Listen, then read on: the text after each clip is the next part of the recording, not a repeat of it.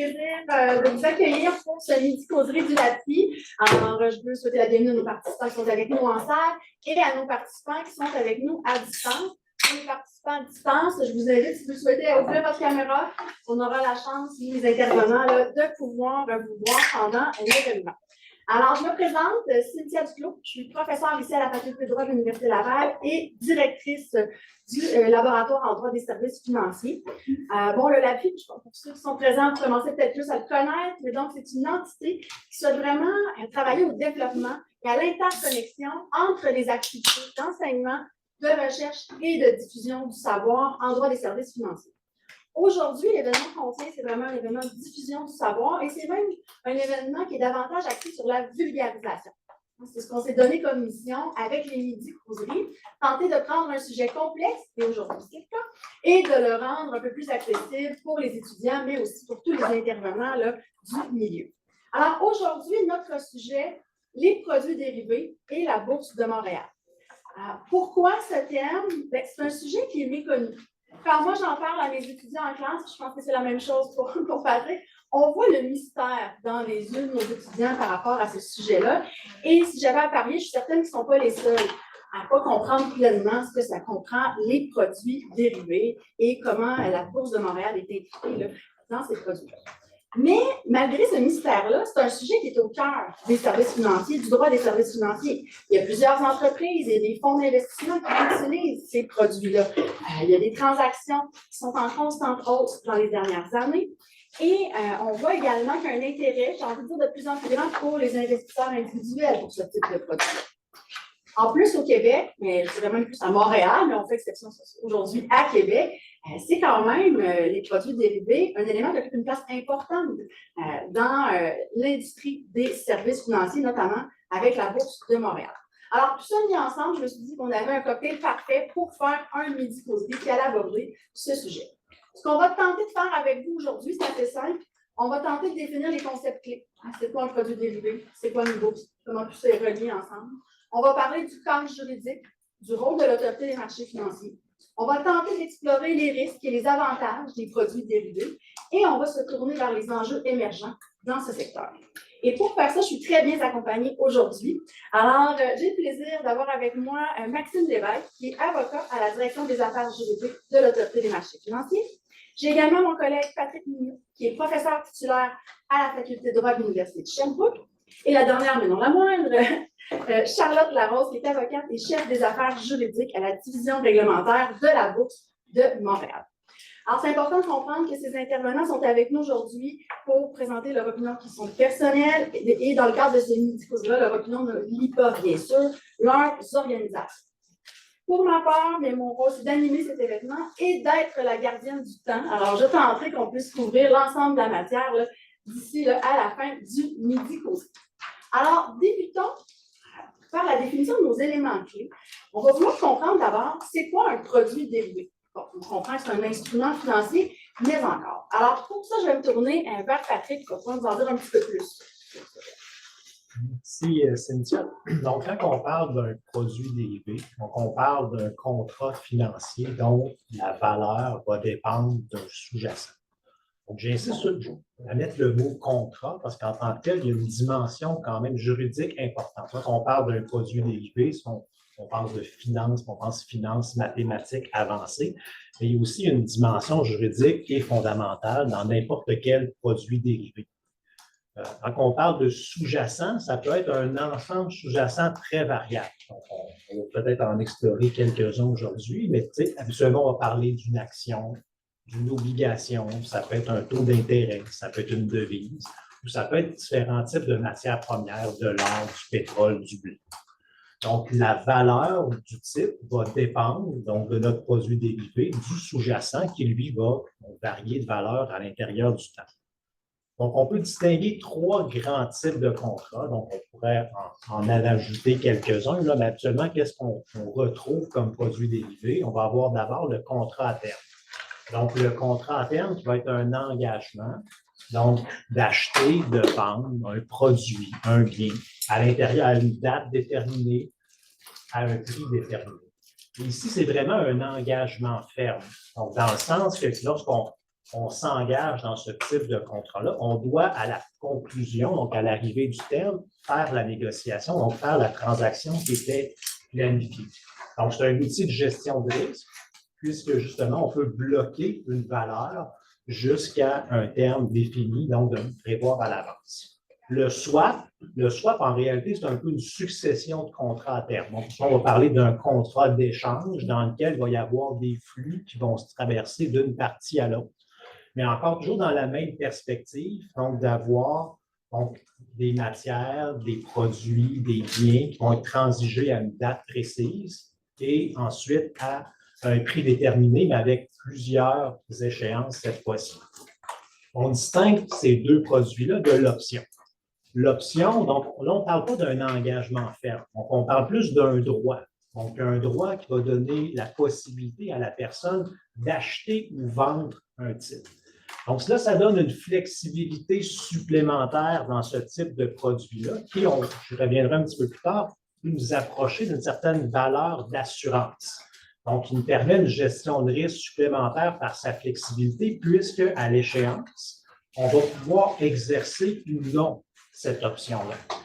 Et en même temps, cette flexibilité, c'est elle qui entraîne aussi la complexité mathématique des produits, soit qu'on parle des produits dérivés. Cette option-là, cette flexibilité-là, ce droit, donc, amène une complexité pour en calculer la valeur. Vous avez peut-être entendu les fameuses formules là, de Black-Scholes. Donc, c'est un concept qui est large. En droit, on en retrouve une définition là, depuis quelques années. Donc, suite à la crise financière de 2008, il y a eu l'adoption de la loi sur les instruments dérivés qui encadre le dérivé et qui le définit aussi de façon très large. Donc, sans aller dans le détail, on parle d'une option, un swap, un contrat à terme. Donc, un contrat dont la valeur va varier en fonction des obligations et des sous-jacents. Donc, c'est quand même encore ici dans la définition un concept très large en droit qui nous amène une certaine confusion avec d'autres types de produits, de sorte que dans la loi, on vient faire des exclusions précises, comme par exemple un bon de souscription. Un bon de souscription, contrairement à une option d'achat d'actions, va entraîner une émission d'actions de la part de l'émetteur.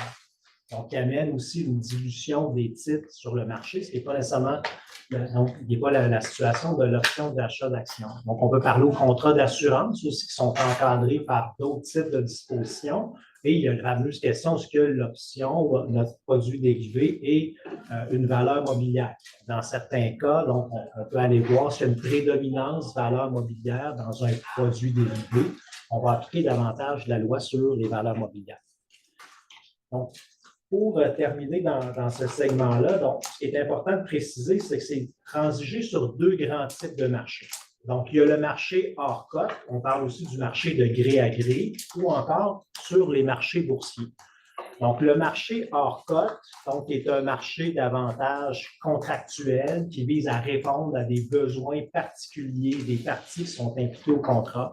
Et il existe, d'un point de vue international, toute une architecture contractuelle qu'on appelle les contrats ISDA, qui sont des modèles de contrats pour notamment gérer un des principaux risques dans ce type de contrat, qui est le risque de contrepartie. Autrement dit, le risque que l'une des parties impliquées fasse défaut. Donc, ça avait été notamment un des principaux sujets aussi de la crise financière de 2008. Donc, il y avait eu toute une discussion sur ce marché hors cote, moins le marché boursier, mais le marché hors cote, qui a entraîné justement l'adoption de la loi sur les instruments dérivés au Québec et aux États-Unis. Donc, peut-être vous avez entendu parler du Dodd-Frank Act, qui était une loi monumentale là, qui entraînait toute une série de réglementations. Et de l'autre côté, il y a le marché coté, le marché boursier, donc qui va faire l'objet des principales discussions aujourd'hui, qui sont encadrées par la Bourse de Montréal et l'AF. Intéressant. Donc là, je vais essayer de le résumer simplement. Un produit dérivé, ce n'est pas une valeur mobilière, ce n'est pas un contrat d'assurance, c'est vraiment un instrument financier dont la valeur va dépendre d'un autre actif financier. Et si on veut essayer là, pour les études d'avoir une image claire en tête, est-ce que tu serais capable de leur donner un exemple de contrat à terme? Plus, donc, ça peut être n'importe quel produit, mais un peu la mécanique là, rapidement. Quand on pense à un contrat à terme, on peut penser sur des valeurs, sur des matières premières. Donc, une personne qui utilise des matières premières dans sa production peut vouloir bloquer le prix qu'il va payer à l'avance. Donc, pour la prochaine année, peut-être dans 2 ans. Donc, à ce moment-là, ça lui permet une meilleure prévisibilité, donc une meilleure gestion des risques à l'intérieur Il va transiger sur ses affaires. un prix d'une matière première comme la farine, par exemple. Qui serait coté sur une bourse ou encore sur un marché hors. OK, merci. C'est intéressant.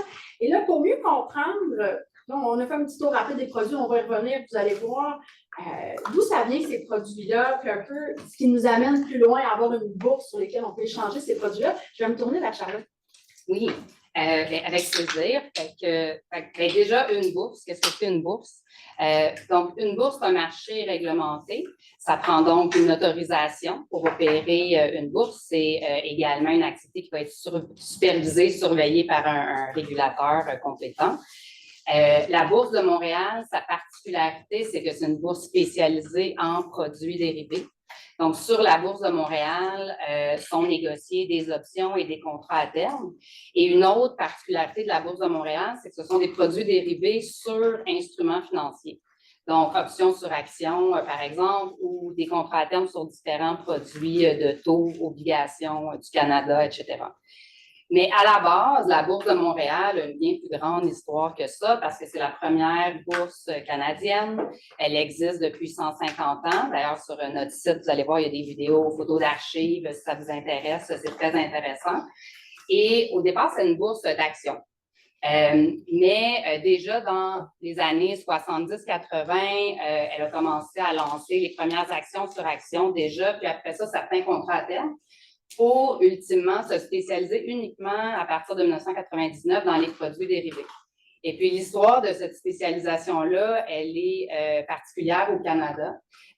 Les places boursières canadiennes ont conclu une entente de non-concurrence à cette époque-là pour déterminer une spécialité de chaque bourse.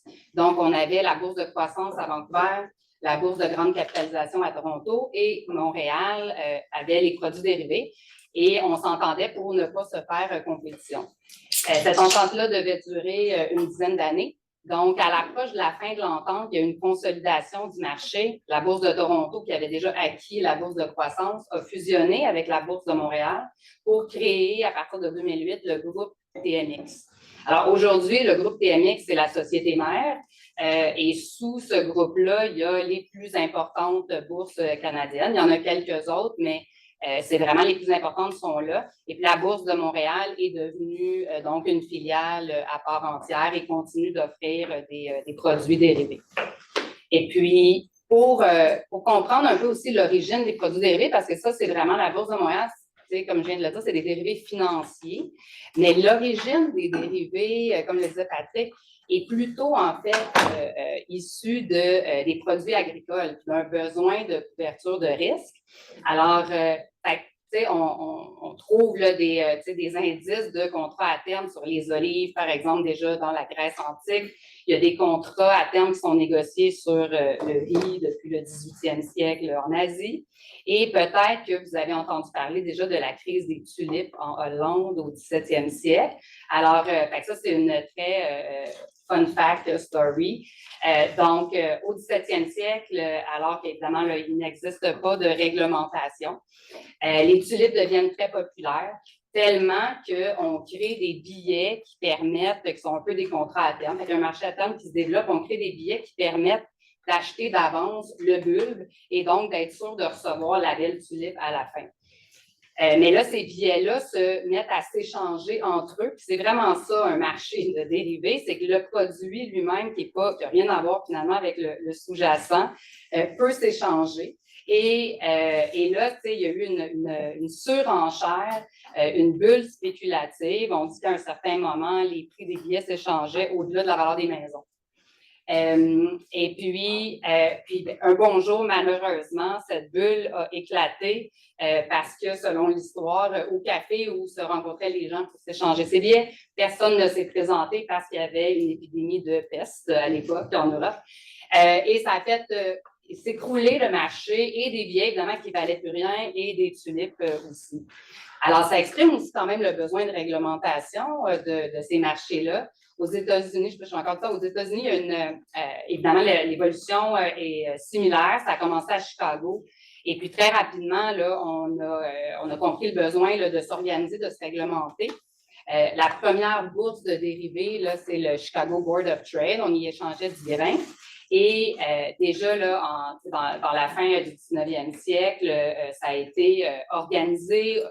Au début, aux États-Unis, il n'y avait pas d'autorité compétente. La CFTC, qui est l'autorité compétente en matière de dérivés aux États-Unis, existe depuis environ 50 ans. Mais l'histoire des dérivés existe depuis bien plus longtemps. Donc, c'était les bourses qui étaient chargées de la réglementation du marché. Donc, elles avaient, les membres acceptaient de s'assujettir aux règles de fonctionnement communes. Et puis, ultimement, là, il y a eu des autorités. Et puis, un autre fun fact que j'aime beaucoup de cette histoire-là, c'est l'histoire des oignons aux États-Unis.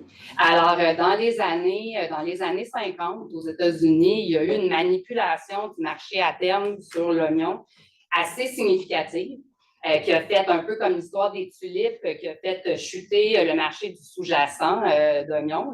Donc, là, les oignons ne valaient plus rien, les agriculteurs perdaient de l'argent, les gens qui avaient eu le mauvais côté du marché à terme avaient perdu des sous aussi. Donc, en réponse à ça, on a adopté une loi aux États-Unis, qui est la loi sur les contrats à terme sur l'oignon, et qui bannit les contrats à terme sur les oignons aux États-Unis et qui est toujours en vigueur. Alors, aux États-Unis, il est interdit de faire des contrats à terme sur les oignons, qui est un problème quand même pour les agriculteurs d'oignons, pour qui c'est quand même un produit qui serait utile pour gérer leur risque. Super intéressant. Alors, je retiens que l'idée des bourses qui vient d'un engouement pour les tulipes. Exact. Mais pas pour les oignons. Mais pas pour les oignons, non, on peut comprendre quand même. Non, mais je vais revenir sur ça, je vais rester avec toi, Charlotte, juste une minute. Si on prend l'exemple des oignons, tu dis que ça pourrait aider en ce moment les agriculteurs, puis je vais faire le pont ensuite avec Patrick pour l'utilité. Comment, s'il y avait des contrats à terme en ce moment, là, ça pourrait aider les agriculteurs qui cultivent de l'oignon? Ben voilà, dans le fond, c'est que eux, ça leur permet de vendre d'avance leur prix exactement. Donc, déterminer le prix, couvrir le risque.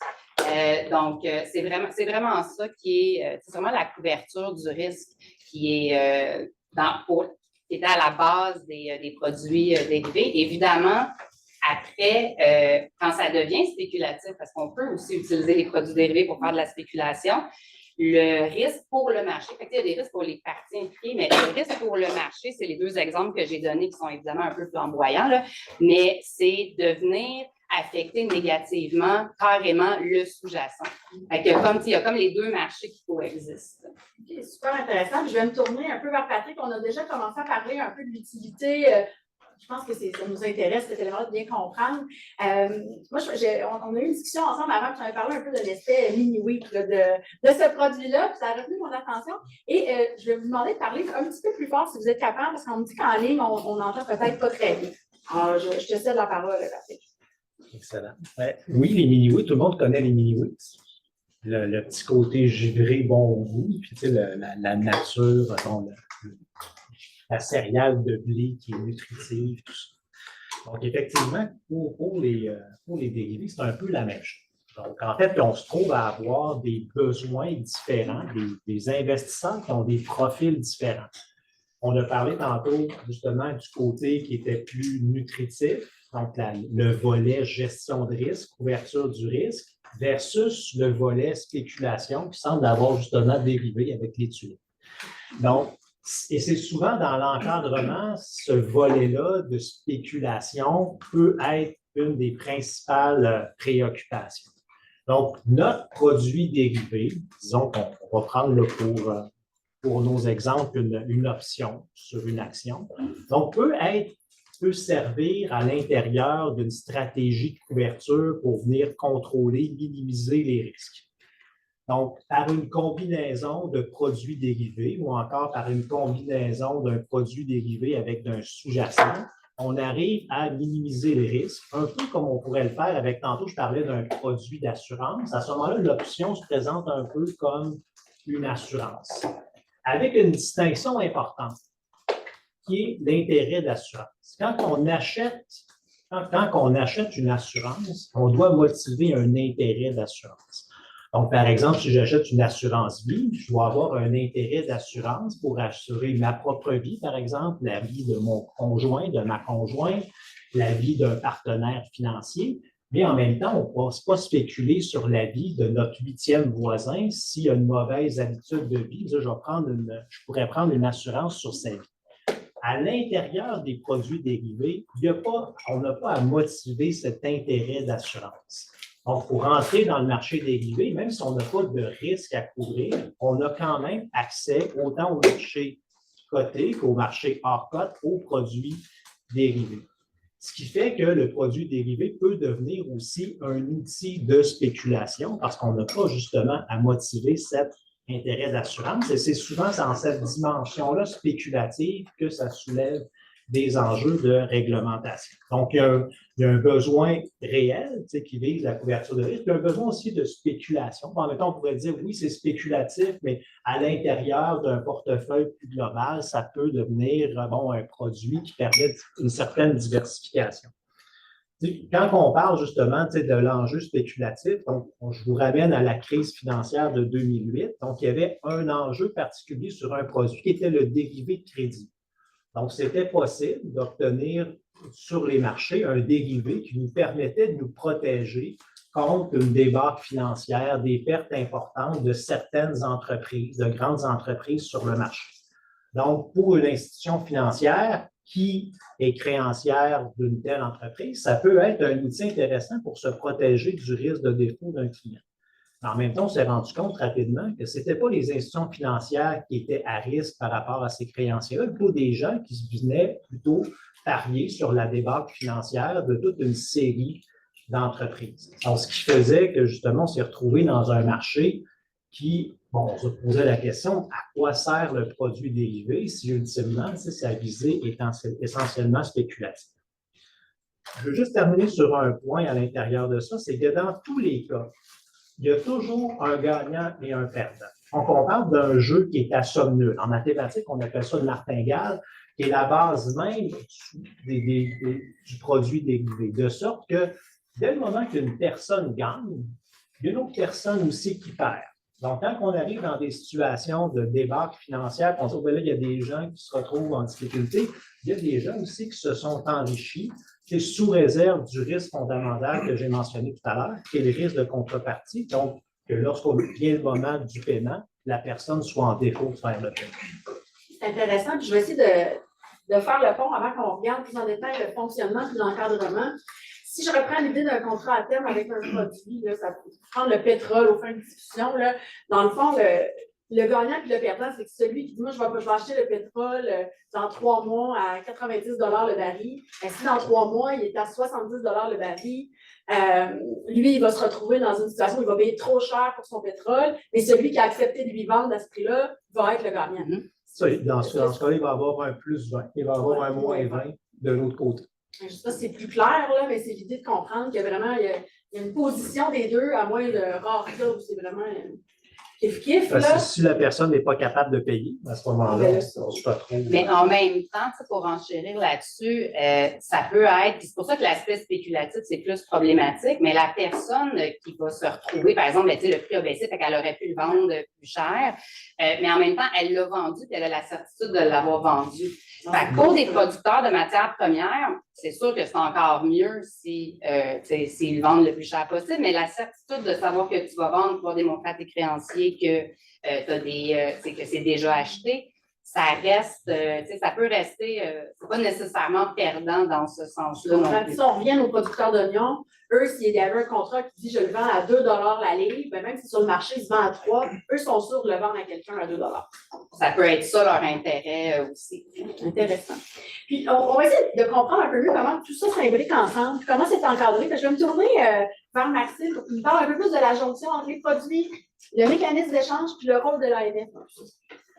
Puis écoute, première chose, merci beaucoup Cynthia pour l'invitation. Ça me fait extrêmement plaisir d'être ici pour parler d'un sujet qui me passionne personnellement énormément. L'idée vient un petit peu de lui, alors.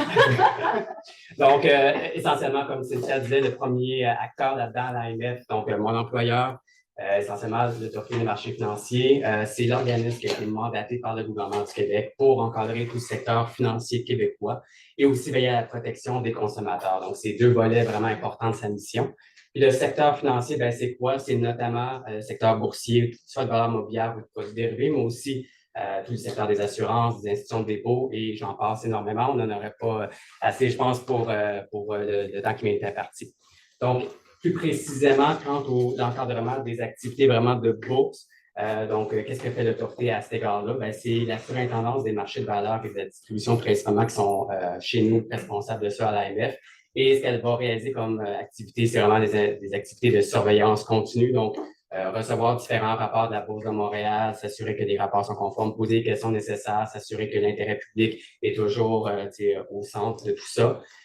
Puis, essentiellement aussi, on va réaliser des inspections ponctuelles de la Bourse de Montréal. Et je pense que c'est important de le mentionner. Il y a vraiment une équipe multidisciplinaire qui est au sein de l'autorité qui est responsable de la supervision de la Bourse de Montréal en particulier. Et on parle de gens avec des profils de compétences vraiment variés comme des juristes, des avocats, des notaires, des comptables, des traders, des gens spécialisés en technologie de l'information. On a même un économiste.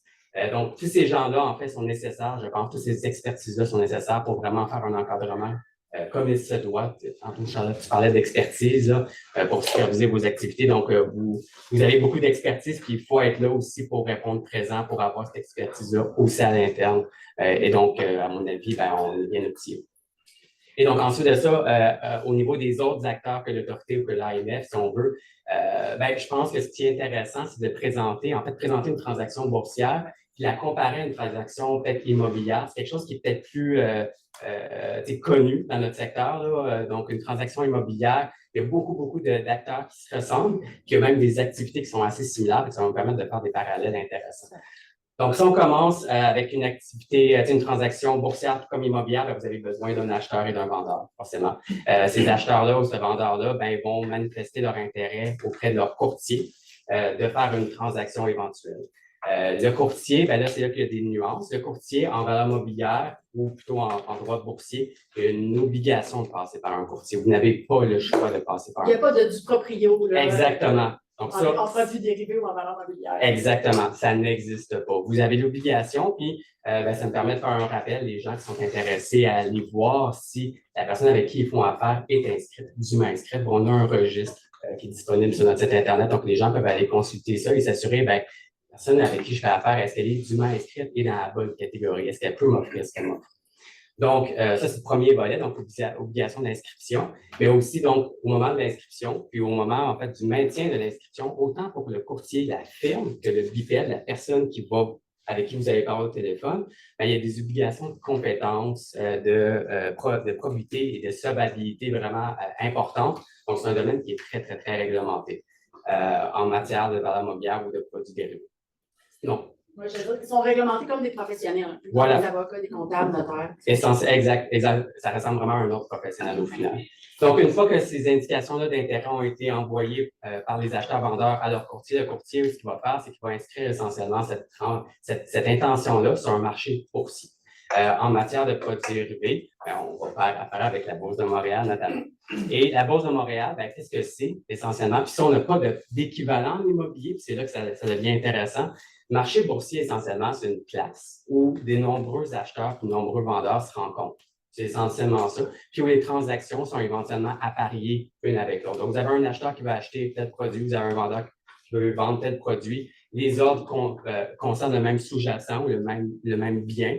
Bon, les ordres sont éventuellement appariés, puis là, vous avez une transaction qui va pouvoir se faire. Fait que ça... Si on reprend le pétrole, dans le fond, j'ai quelqu'un qui va acheter du pétrole à un certain prix, j'ai quelqu'un qui veut le vendre à un certain prix, puis on exactement. une façon de faire et leurs ordres sont exécutables, c'est-à-dire c'est un ordre, exemple, au marché. C'est pas un ordre avec une particularité qui fait qu'elle est juste exécutable dans quelques jours. Vous avez des petits ordres, des fois, qui permettent qu'ils ne sont pas exécutables tout de suite.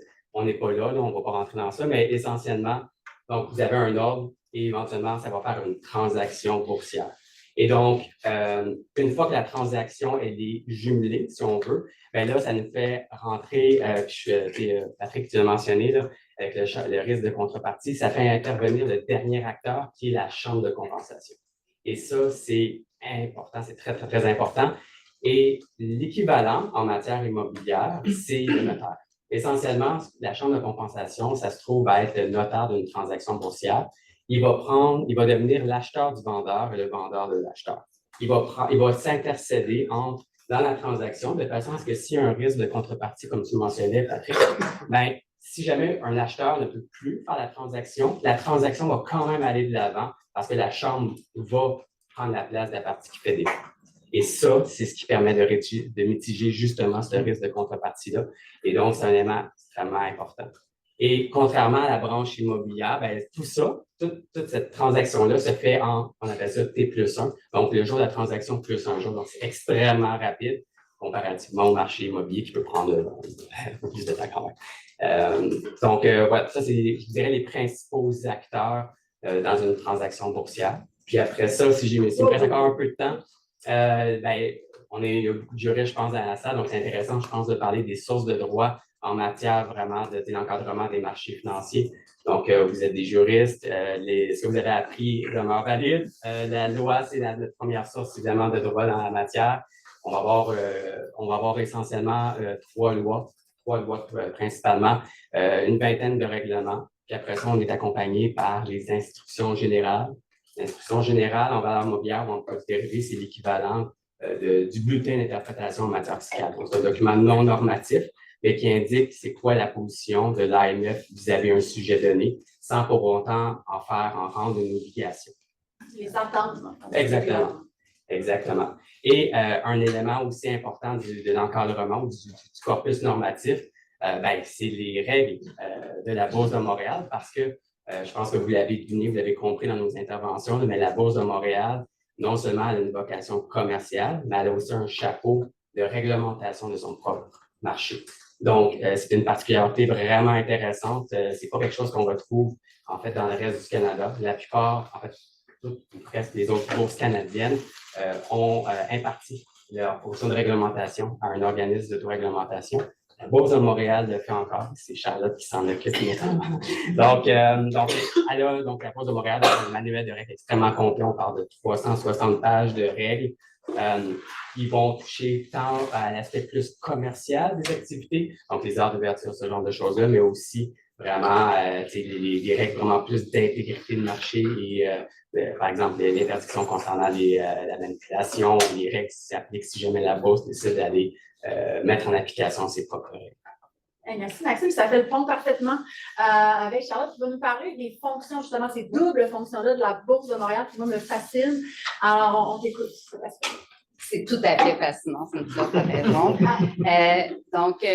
Comme l'a introduit un peu là, Maxime, effectivement, la Bourse de Montréal, bien, toutes les bourses, par contre, évidemment, doivent avoir une fonction d'auto-réglementation pour réglementer les membres.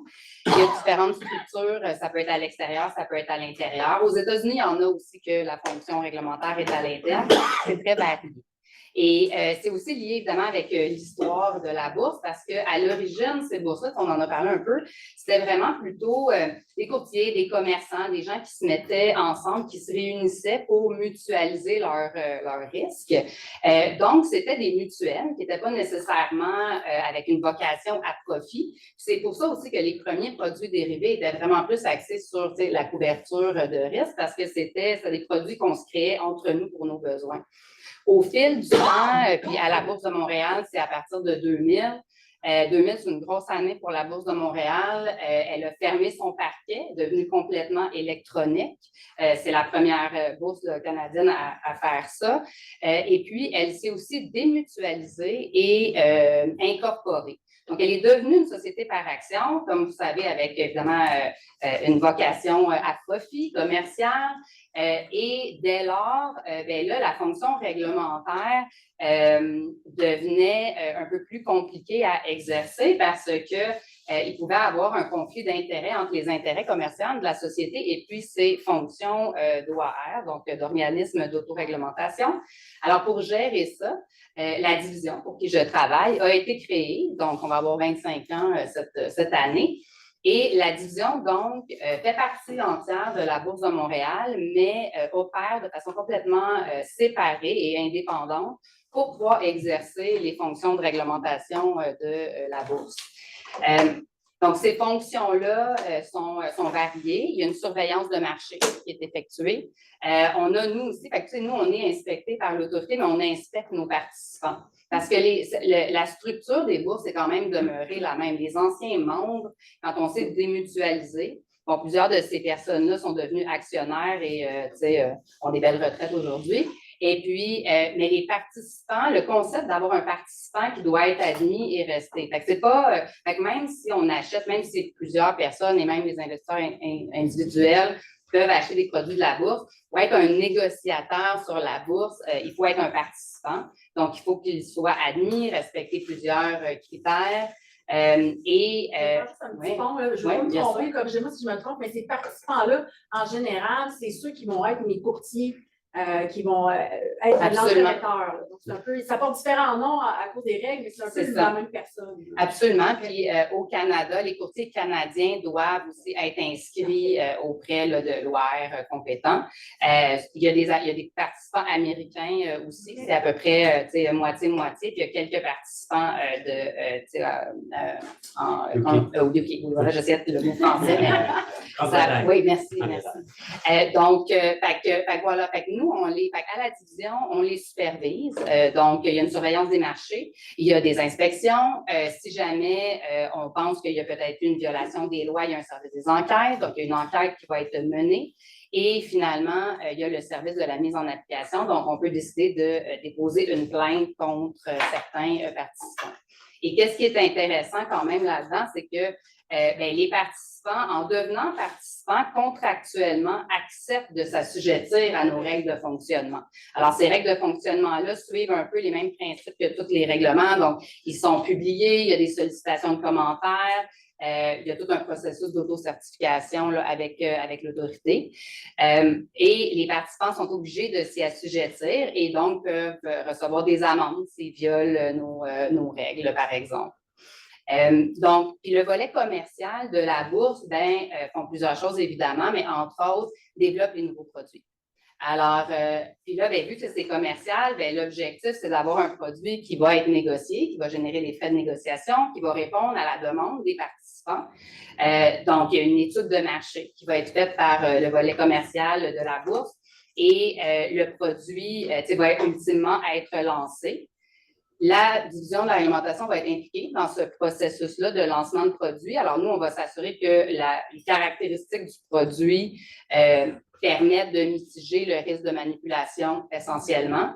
On a différents outils pour faire ça. Fait qu'évidemment, on a des systèmes de surveillance avec différentes alertes qui vont sonner quand quelque chose de non conforme se passe sur le marché. Mais on a d'autres outils aussi comme des limites de position. Fait qu'on ne permet pas à un seul participant de prendre tout le marché. Fait que vous rappellerez de mon histoire de tulipe et de oignon. Fait que dans l'oignon, c'est ça qui est arrivé. Quelqu'un a pris toutes les positions du marché et là, il a pu manipuler le prix. Et il a pris une position inverse gagnante contre ce prix-là. Puis là, après ça, voilà. En grosso modo, il a pris la place du gagnant et du perdant dans l'équation, puis il a pu manipuler pour que ça arrive là où il souhaitait entre les deux. C'est quand même une réglementation. La réglementation permet justement là, de mitiger brièvement, est-ce que tu peux nous donner un exemple de produit que vous avez créé récemment? Oui, on a plusieurs produits. Je sais que c'est pas ta division, oui. Il y a plusieurs produits. Tu sais, le produit phare de la bourse, il a été lancé en 1988, ça s'appelle le BAX. Donc, c'est un contrat à terme sur acceptation bancaire. Fait que c'est un produit sur taux essentiellement. Dernièrement, là, c'est un produit qu'on a transformé dans un nouveau produit parce qu'il y a eu des réformes bancaires. Je ne sais pas si vous avez suivi un peu ça, mais partout dans le monde, il y a eu certains scandales liés à la manipulation des indices qui a mené à une vague de réglementation. Fait qu'au Canada, on est dans un autre système, là, mais quand même, on en a profité un peu pour transformer nos indices de taux. Donc, ça, c'était les produits initiaux qui étaient beaucoup plus sophistiqués. On a aussi des options sur actions, on a des options aussi sur fonds négociés en bourse. Donc, voilà. Ça, c'est des produits qui sont de plus en plus populaires. Là. Je pense qu'on en parle aussi un peu plus loin dans notre midi. Mais voilà. Fait que constamment des produits qui sont lancés. Intéressant, effectivement, on va y revenir. On a d'autres fun facts sur ce Oui. point-là. Peut-être brièvement, je vais tourner vers Maxime. Alors, là, on a entendu parler des deux fonctions. Moi, c'est sûr que ça retient mon intérêt. D'un côté, on a une société qui a des objectifs commerciaux. De l'autre côté, on a une division qui a une mission, j'ai envie de dire, d'intérêt public. Oui, on a un mandat d'intérêt public. Donc, il y a quand même, ça me ramène à mes recherches, puis là, je vois qu'il y a là certainement un questionnement. Comment fait l'autorité pour encadrer la bourse? Parce que l'autorité joue un rôle un peu de surveillant de celui qui surveille. Comment ça se passe? Exact. Ben, écoute, je pense que ce qui est important de comprendre à haut niveau, premièrement, c'est que les deux fonctions, les deux chapeaux sont vraiment encadrés par l'AMF. Il n'y a aucun des chapeaux qui est laissé pour compte. Donc, autant le volet commercial que le volet OAR, l'AMF réalise des inspections et va regarder comment les deux chapeaux sont conduits. Donc, voilà. Après ça, l'autre élément pour expliquer comment est-ce qu'on l'encadre, c'est justement ces deux chapeaux-là, c'est que les grandes différences, si on veut, là, c'est au niveau des instruments normatifs qui vont s'appliquer à la Bourse de Montréal. Donc, si on est du côté de la branche OAR, donc organisme d'autoréglementation, ça va être la loi sur l'encadrement du secteur financier qui va encadrer cette activité-là et tout ce qui en découle, essentiellement. Puis après ça, si on est par contre du côté à profit ou au commercial, vocation commerciale, ça va être, dans le cas de la Bourse de Montréal, la loi sur les instruments dérivés. Si ça avait été une bourse en valeur mobilière, bien, ça aurait été la loi sur les valeurs mobilières et tout ce qui en découle encore une fois. Puis après ça, si on descend d'un niveau, au niveau des instruments normatifs, puis ça, c'est quelque chose que je ne pouvais pas parler, là. Donc, l'élément normatif, au-delà de la loi, l'élément normatif le plus important, c'est essentiellement la décision de reconnaissance. Donc, une structure de marché, une bourse, une chambre de compensation, quelle qu'elle est, si elle veut exercer des activités au Québec, elle ne fait pas ça dans le vide, là. Elle doit être autorisée par l'autorité et essentiellement, l'autorité, l'AMF, quand elle va donner son approbation à cette structure-là pour commencer ses activités, elle va prononcer une décision de reconnaissance. C'est un document très étoffé d'une 50aine de pages souvent, dans laquelle vous trouvez vraiment tout l'encadrement, toutes les conditions, tout le normatif précis qui va s'appliquer à la structure de marché. Donc, au niveau des deux chapeaux, on va avoir un volet de la décision de reconnaissance qui va s'intéresser plus à la partie commerciale, donc l'actionnariat, la gouvernance, la gestion des risques, toutes ces choses, les technologies d'information, et va imposer des conditions très spécifiques à la Bourse de Montréal qu'elle doit rencontrer. Il y a même un rapport sur les ressources humaines au sein de la Bourse de Montréal.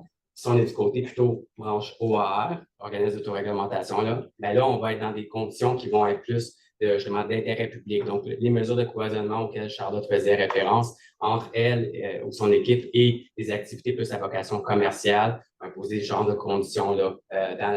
Et aussi, peut-être, si j'ai un petit peu de temps, là, comme on disait, Cynthia, c'est une activité qui ressemble à celle d'un autre professionnel. Donc, on va avoir aussi des obligations en matière de mise en application des règles. Donc, le volet disciplinaire va être prévu dans la décision de reconnaissance aussi. Comme je dis, c'est vraiment dans les faits, pour les praticiens, c'est vraiment l'instrument normatif très incontournable, en fait, pour une structure de marché. Intéressant, merci. Ça va nous amener pour le dernier bout de cette causerie à parler des enjeux émergents dans ce secteur-là. Il y en aurait beaucoup, on a sélectionné quelques-uns. Évidemment, un incontournable, c'est l'influence ou l'effet de l'intelligence artificielle sur ce marché-là. Puis je vais nous tourner vers Patrick, peut-être nous en parler un peu, comment ça peut influencer maintenant et plus tard. C'est ça, assez brièvement. Oui, brièvement. C'est sûr qu'on parle de l'impact de l'intelligence artificielle dans le secteur financier comme dans d'autres secteurs financiers. Il y a d'autres secteurs d'activité. Un des aspects qui ressortait notamment du rapport récent de la Commission des valeurs mobilières de l'Ontario, c'était justement l'utilisation de l'intelligence artificielle à l'intérieur des stratégies de couverture. Les stratégies de couverture peuvent être notamment importantes pour les investisseurs institutionnels. On peut parler de régime de retraite, quand ils ont des portefeuilles d'actifs très importants et qui veulent maintenir un faible risque. Donc, traditionnellement, on avait des stratégies qui étaient... Il faut dire que ça s'appuie toujours sur une mathématique qui est fort complexe. Tout à l'heure, je parlais de l'enjeu mathématique des produits dérivés. Donc là, on se retrouve à avoir la mathématique du produit dérivé plus une forte mathématique qui est rattachée à l'intelligence artificielle. Donc, le croisement entre les deux, là, ça fait comme complexité plus. Donc, déjà, ces stratégies-là pouvaient être complexes, mais en même temps, on s'était basé sur des hypothèses qui sont très fortes sur les marchés, qui nous amenaient à faire des ajustements ponctuels, plus par l'humain, qui lui, justement, va peut-être être sujet à certaines erreurs, mais en même temps, un contrôle qui était, somme toute, assez bien. En même temps, là, on commence à réfléchir, parce qu'on ne parle pas sur quelque chose qui semble plus être en émergence selon les données recueillies, qui vise justement des stratégies qui sont plus dynamiques, qui permet justement de tenir compte des imperfections de marché, comme des coûts de transaction, qu'il peut y avoir des restrictions sur les liquidités. Donc, un des éléments qui ressort du rapport, c'est qu'on se questionne un peu sur l'avantage ou la fonction de bénéfice qu'on peut tirer de ce type de transaction-là, compte tenu du risque. Donc, il y a même un petit graphique là, qui est dans le rapport qui est intéressant, où est-ce qu'on voit que ce type de stratégie-là peut être très risqué, donc dans l'utilisation de l'intelligence artificielle, avec des gains sur lesquels on se questionne. Donc, ça intervient toute la question du risque de modèle. Donc, quand on construit des modèles pour des aspects très complexes, ça demande un entraînement, une vigilance, une surveillance qui, dans les prochaines années, si on veut aller de l'avant, compte tenu de la complexité du domaine, l'application de l'IA peut peut-être soulever des enjeux dans les prochaines années. Je vais en retenir qu'on peut ajouter une couche de complexité supplémentaire à quelque chose qui est déjà complexe. Effectivement. Il y a d'autres éléments qui sont intéressants, notamment, peut-être que ce sera via l'IA, je ne sais pas, mais il y a le développement de nouveaux produits. Puis là-dessus, il y a des choses vraiment intéressantes. Peut-être donner des exemples un peu de ce qui se fait ailleurs dans le monde, notamment aux États-Unis. Oui, absolument. Puis, tu sais, juste dire, sur l'IA, par contre, d'un autre côté, au niveau plus de ce qu'on appelle, les RegTech, nous, on trouve ça en tant que surveillant de marché, on trouve ça très intéressant parce qu'il y a énormément de données là-dedans. Donc, l'IA peut être utilisée par le régulateur aussi pour accélérer le traitement de l'information sur les marchés. Fait que c'est prometteur pour nous aussi. Puis sinon, ben voilà, fait que les nouveaux produits, fait que on en a parlé un peu tout le long. C'est sûr que c'est plus les produits spéculatifs qui ont la cote dernièrement. Par exemple, sur la Bourse de Montréal, on a des produits dont les sous-jacents sont des cryptoactifs. Et qu'est-ce qui a permis ça? Parce qu'à la base, ce n'est pas nécessairement dans le modèle d'affaires, si on veut, de la Bourse de Montréal. Mais pour ceux qui ne le savent pas, les fonds négociés en bourse, c'est une invention canadienne du groupe de la Bourse de Toronto qui ont utilisé les tout premiers. Ces fonds négociés en bourse-là, maintenant, il y en a certains qui sont composés entièrement de cryptoactifs, donc les plus connus, le Bitcoin, Ether, puis qui se négocient sur la Bourse de Toronto. Et donc, ça permet à la Bourse de Montréal d'offrir des options sur ces fonds négociés en bourse-là qui, à leur tour, contiennent des cryptoactifs. Alors, évidemment, ça fait partie là, des produits, des nouveaux produits. On peut prendre une position maintenant puis essayer de prédire si la crypto-monnaie va être à la hausse ou à la baisse. Si je traduis ça, oui, le sous-jacent, dans ce cas-là, c'est un instrument financier qui est le fonds. Voilà, et puis mais qui offre, si on veut, la sécurité quand même d'être négocié sur une bourse réglementée, par exemple. Et puis, mais oui, on peut prendre donc une position avec un produit dérivé sur le prix futur. Je t'amène dans quelque chose de plus ludique. Oui. Les event contracts. Les event contracts. Fait que ça, c'est pas encore présent ici, mais c'est très populaire depuis un certain temps aux États-Unis. Alors, contrat à terme sur événement, traduction libre. Donc, c'est des produits qui sont très simples parce que, dans le fond, ils sont basés sur le résultat. Donc, est-ce que je vais recevoir un paiement ou pas si j'achète ce contrat-là? Et basé sur le fait, est-ce que l'événement en question va se réaliser ou non? Donc, c'est binaire, c'est oui ou non. C'est assez controversé aux États-Unis parce qu'évidemment, ça se rapproche plutôt du contrat de jeu. D'ailleurs, dans plusieurs juridictions, c'est considéré comme un contrat de jeu et ce n'est pas permis. Mais aux États-Unis, c'est permis et c'est même disponible sur certaines grandes bourses, dont la CME, la Chicago Mercantile Exchange. Donc, ça existe. Il peut y avoir différents événements. de différentes natures. Il y en a des plus classiques du style est-ce que la banque centrale va augmenter ou pas le taux? Mais il peut y avoir des choses un peu plus ludiques du style qui remportera l'Oscar? Est-ce que Taylor Swift sera présente ou non au Super Bowl? Et ce genre de choses. Comme je t'en parlais tantôt, moi, je regardais avant de venir et là, j'ai vu qu'il y avait ce type de produit-là pour la journée aujourd'hui, des tarifs. Alors, quels pays seront visés par les tarifs de Donald Trump? Quels mots seront utilisés par Donald Trump dans son discours plus tard aujourd'hui? Donc, c'est vraiment, c'est comme une autre couleur. On est loin du produit d'assurance, excusez-moi, pas un produit d'assurance, mais il y a des vocations d'assurance. On est vraiment dans la spéculation. C'est ça le débat, parce que c'est ça le débat à savoir, quand on parlait de l'intérêt tantôt, je pense que c'est exactement ça. S'il y a comme un pas entre prendre une position spéculative, mais à la base, le contrat existe pour offrir une solution de couverture. On est ailleurs aujourd'hui dans le monde des dérivés. C'est intéressant, ça va m'amener au dernier élément. C'est un peu toute cette complexité-là pour les dérivés, les marchés. C'est sûr que ça amène aussi des enjeux pour l'encadrement. Tout à fait. En fait, si je remets mon chapeau de régulateur, puis avec la mission de protection du public, ben, c'est sûr que la complexité, la sophistication du marché, c'est un enjeu en soi parce que c'est un marché qui est quand même accessible pour les participants individuels. Donc, monsieur, madame, tout le monde peut y accéder. J'ai fait un sondage à l'interne dans notre direction des affaires juridiques et je vous confirme que personne n'a la capacité dans son compte, personne n'a prévu dans son compte la capacité d'acheter des produits dérivés. Donc, ça vous lance un signal que peut-être que c'est pas pour tout le monde, parce que pourtant, c'est quand même un sujet que chez nous qui est bien connu. Donc, voilà, la complexité, c'est un risque en soi, bien que le produit soit accessible. Donc, je pense que garder ça, je pense, en tête, c'est pas parce que c'est accessible que vous devriez y accéder essentiellement.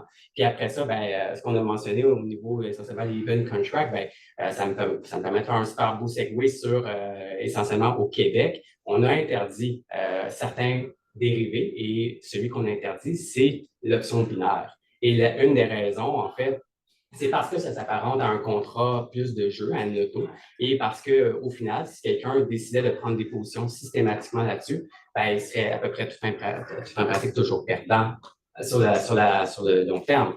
Donc, ce contrat-là, ça ressemble à une option typique, puisque son échéance est à très, très, très court terme. Donc, on parle de jours, des fois d'heures. Et encore une fois, c'est interdit présentement au Québec, là, c'est proscrit. Je pense qu'encore, en ayant en tête mon chapeau régulateur, l'autre élément, la complexité, c'est que même le marché est complexe même pour des joueurs sophistiqués, en fait. C'est ça la réalité du marché. Il y a rarement, je le présentais avec les équipes qui supervisent la Bourse de Montréal chez nous à l'AMF, qui sont vraiment pluridisciplinaires, mais donc, même pour les joueurs du marché, c'est un marché qui est complexe. Si on pense au credit default swap, à l'époque, il y a des gens qui rentraient dans ces contrats-là ou qui ne connaissaient peut-être pas tous les tenants et aboutissants. C'est la réalité encore aujourd'hui. Puis, en termes vraiment de mesures de mise en application chez nous à l'AMF, récemment, cette sophistication-là est bien vue. On a mis à l'amende deux structures de marché, deux bourses de dérivés qui opéraient illégalement. Donc, des amendes significatives de 3,5 et 4 millions de dollars. Pourtant, c'est des joueurs sophistiqués, mais le marché est complexe.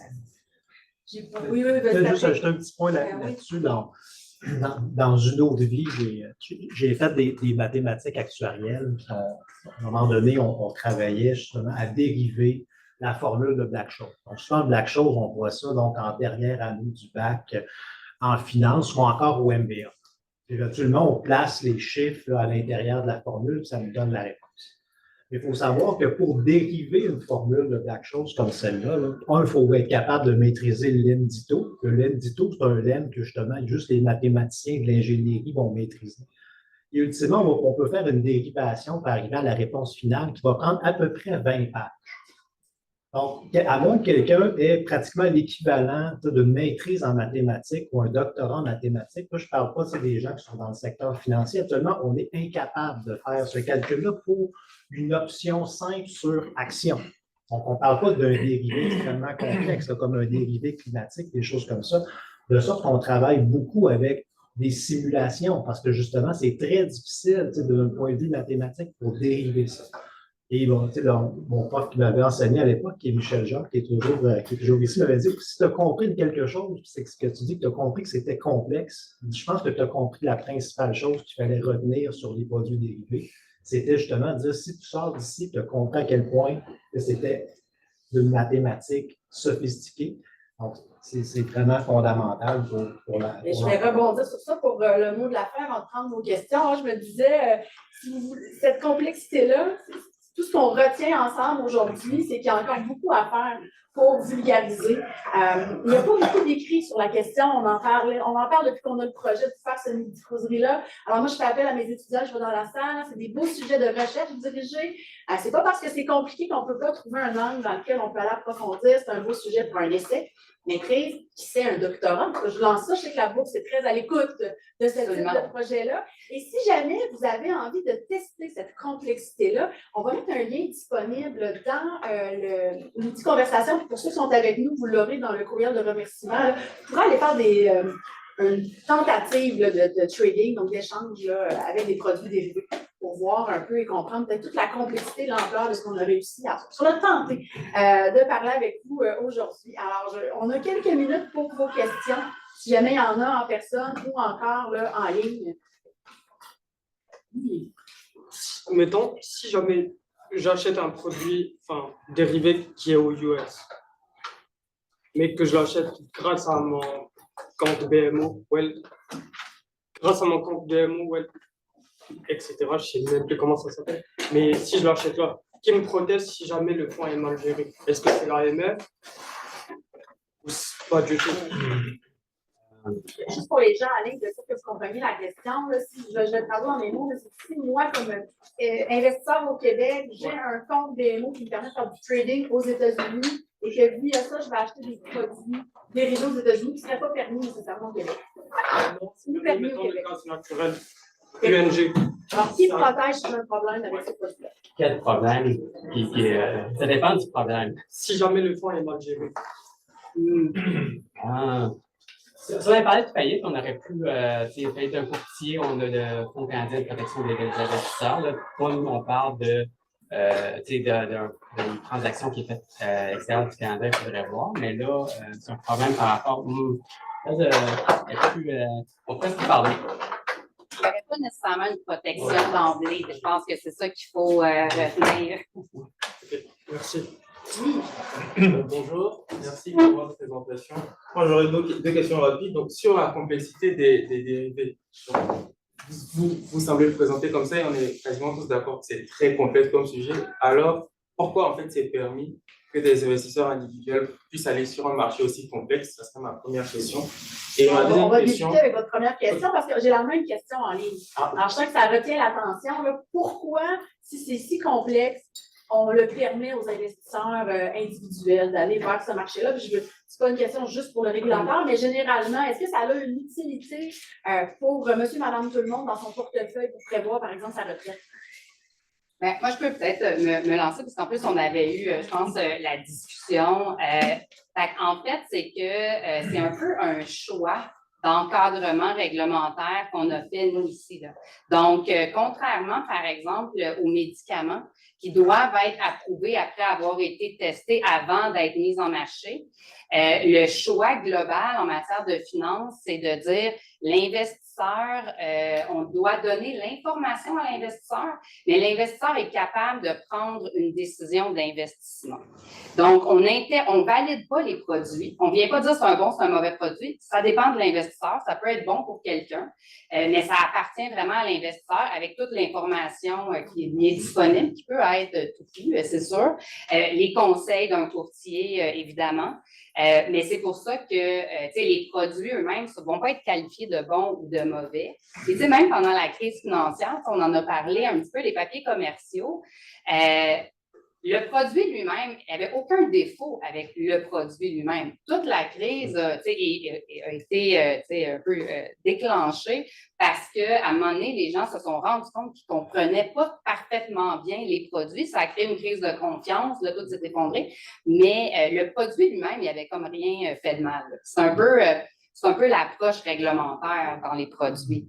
Exact. Je suis à la même place. Puis, tu sais, c'est sûr, comme tu disais, ben, le courtier a quand même une obligation aussi. On appelle ça les PYP, KYC, Know Your Client, Know Your Product. Donc, c'est pas parce que le marché est disponible que lorsque tu vas remplir le formulaire qui demande à ce que ce marché-là te soit accessible, qu'on va nécessairement être d'accord que c'est le produit qui te convient. Donc, le courtier devrait aussi regarder ça et dire, ben, écoute, avec ton profil de risque, peut-être que c'est pas le produit que je te recommanderais. Après ça, comme disait Charlotte, ben, c'est un marché de personnes qui prennent leurs décisions, c'est un marché d'adultes. Mais ce marché-là a certainement une utilité, mais il est risqué, il est complexe. Ouais. Je fais juste un petit point sur l'investisseur autonome. Je pense que c'est là que le risque réside le plus parce que l'investisseur autonome, lui, il fait affaire avec un courtier, mais sans conseil. Alors, c'est là où il y a un gap. La personne n'a pas à le conseiller parce que l'investisseur autonome a décidé justement, il est autonome, il sait ce qu'il fait. Moi, c'est ce bout-là où je vois un plus grand risque, qu'il peut y avoir des gens qui ne comprennent pas, mais qui choisissent d'aller là. Après, on peut se poser beaucoup de questions sur ce choix-là de ne pas aller chercher du conseil. Là. Mais j'ai l'impression que c'est la zone la plus critique. Là. Vraiment, je laisse aller après. Mais en fait, c'est sûr que ça nous ramène à la question de l'utilité, qui est en fait que des produits c'est pour ça qu'un peu la présence des produits dérivés est là parce que justement, il y a un besoin de couverture de risque. Quand même, là, c'est d'arriver avec la question de dire, bon, l'investisseur privé qui veut faire de la spéculation sur des produits dérivés. C'est là un peu que les garde-fous font avec les courtiers, celui qui s'aventure seul à faire de la spéculation sans connaître. Même quelqu'un qui veut faire de la couverture, il faut quand même qu'il sache comment ça fonctionne pour faire une couverture qui est efficace. C'est sûr que du côté de Charlotte, elle invoquait un peu l'idée du principe de précaution. C'est un peu ça aussi la question qu'on dans le secteur justement pharmaceutique. Donc, on teste les produits avant. C'est sûr que certains produits, je pense qu'on pourrait se questionner franchement sur leur utilité sociale. Je pense que ça, c'est. J'avais des bons exemples, je pense, tantôt. Il y a une question d'utilité sociale, puis en même temps, par rapport notamment à la question des papiers commerciaux, donc oui, il avait été structuré, mais en même temps, à un certain moment, les gens n'étaient plus capables de les évaluer. Parce qu'ils étaient tellement complexes qu'ils en perdaient le fil de l'évaluation. Qu'ils arrivaient à certains moments avec des valeurs négatives. Ils ne comprenaient pas que leur modèle leur donne des valeurs négatives. Donc, l'essayer de voir un peu, est-ce qu'on devrait, quelqu'un qui n'est même pas capable d'expliquer comment fonctionne la valeur de son produit, est-ce qu'il devrait le mettre en marché?